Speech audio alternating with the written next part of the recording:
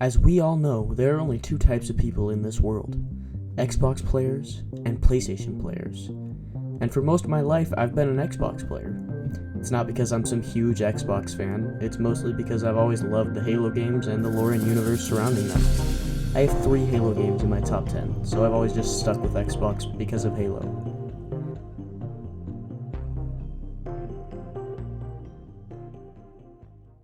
But recently, Halo is, well, it's the biggest piece of dog shit.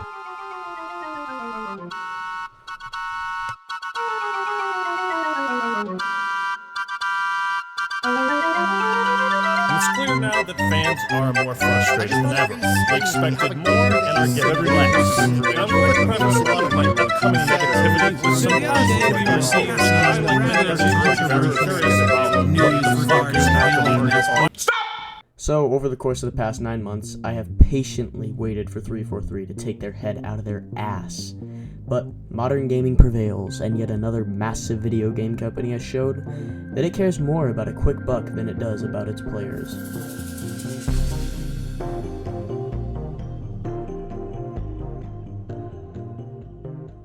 So, until 343 proves to me otherwise, Halo is a lost cause, and I'm done waiting. I forgot. You're broken. I don't want to play with you anymore.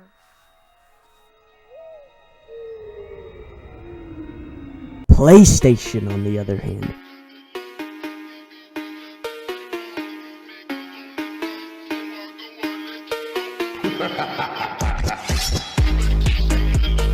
Wait. There's always been a small part of me buried, hidden, deep inside, never to be seen by anyone, that just itches to play all these games like God of War and Spider-Man, and don't even get me started on The Last of Us. But I had to stay loyal and stand by Xbox because I couldn't turn my back on Halo. But it felt hopeless because at this point, even 343 had turned their back on Halo. Not that they ever cared in the first place. So, I set my eyes on a PS5. I saved my money and patiently waited for them to restock.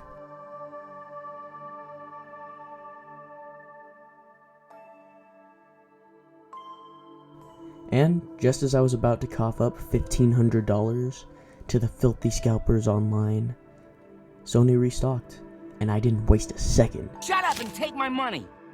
I got my hands on one of the 4 PS5s in existence, and I won't lie to you, it feels good. I haven't owned a PlayStation since the PS3, and even when I had it, I didn't play any exclusives on it. And so I had an idea. What if I did a series where I play through PlayStation exclusives as an Xbox fan? I mean, surely if these games are as good as PlayStation fans claim they are, then playing them should prove to me that the PlayStation is truly the superior console. So I was able to nab God of War on the PlayStation Store for like $10. Sadly not the original God of War because, frankly, I don't really care for it.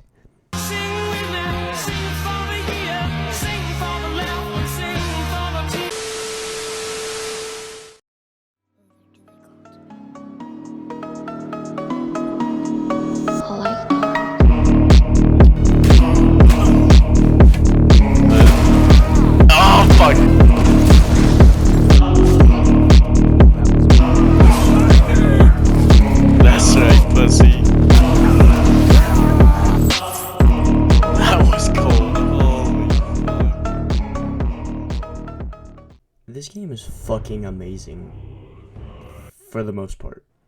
Everything from the beautifully pre-rendered cutscenes to the jaw-dropping scenery and set pieces complemented by a godly soundtrack. This game knows exactly how to set a tone and atmosphere, and I'm here for it. I found myself stopping so many times in my playthrough just to look in awe at things like mountains in the distance, dead giants buried in snow, or the menacing world serpent.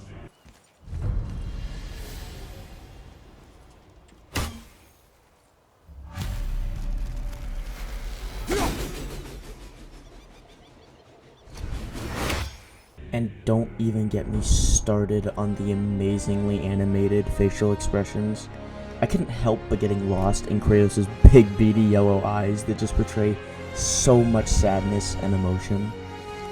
This game is a work of art, make no mistake. Holy, that is beautiful. But this game is far from perfect. I felt like I was playing a Lego game with how many stupid ass puzzles and lame gimmicks there were that just slowed the pace of the game down so much. Why is it that for every 2 minutes of combat, there are 5 minutes of boring puzzles and fetch quests? When I play a game called God of War, this is what I expect.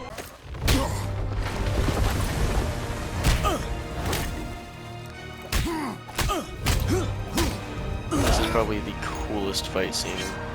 Not this.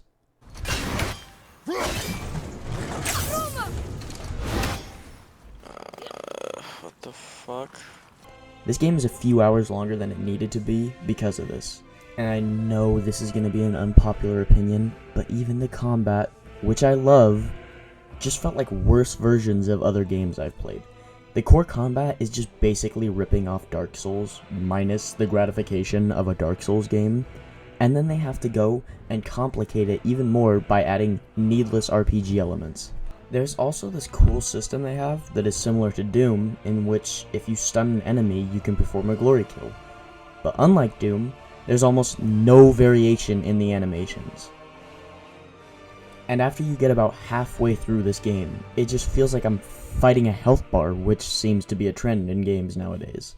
But every time I would get tired or frustrated and just want to get off, the story pulled me back in. And that is where this game truly shines. Which is saying a lot because I knew almost nothing about Kratos prior to playing this game, but this game does a great job of making newcomers to the series not feel lost. On a surface level, this game is a story about a father and his son going on an adventure to reach the highest mountain in the realms to spread his mother's ashes. But it's so much more than that. Kratos is a deeply flawed and sad man, and he knows this, which is why he's so scared to tell his son Atreus the truth. He loves his son so much, but he fears if he tells him that they are both gods, that Atreus will only end up like him. This secret creates a rift between the two, because Atreus just wants his father to be proud of him, and he does not realize why his father is so cold and What distant. are we hunting? You are hunting deer. Which way?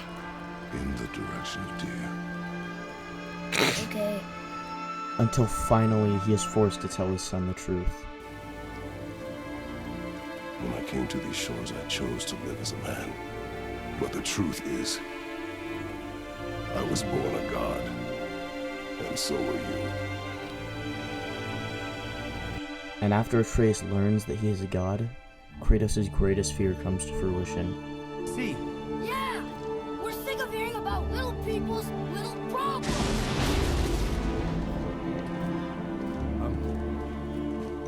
all right. That hurt a Dickhead. little. He starts acting high and mighty, and he goes from an innocent boy who could not even kill a deer to an arrogant narcissist who kills a man in cold blood for no good reason. And this dynamic is only further enhanced by the gritty voice acting and well-written dialogue. How do you know? Watch your tone, boy. Hell, the dialogue in this game is so good, I'm pretty sure Atreus even talked to me at one point. Are they ever gonna stop? Like, holy shit! I don't think so! Did he just answer my question? This game also has a great cast of side characters, like Brock, I can enhance it for you right now if it so pleases you, son of a bitch. and his brother Sindri, or the talking head Mimir and the Witch of the Forest Freya. All these characters help bring this world to life, even if it is at the cost of some boring-ass exposition dumping. Towers that encircle the Lake of Nine outside. All the realms exist in the same physical space, reflections of each other. But how can I talk about the characters without mentioning Baldur, the main antagonist of the story? This guy fucking steals the screen every time he shows up, and he gives us one of the coolest fight scenes in all of gaming. Fine.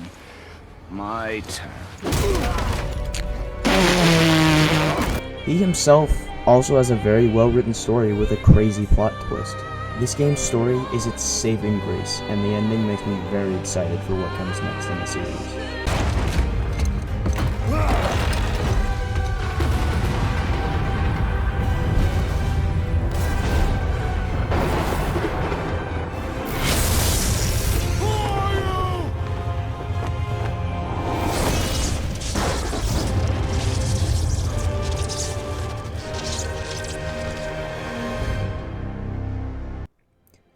All in all, I would rate this game about a 7 out of 10. It has so much to offer in terms of story and art, but it leaves so much to be desired when it comes to gameplay, and at the end of the day, it is a video game, and that's all that really matters. So, is this game good enough to make me say PlayStation is better than Xbox? No.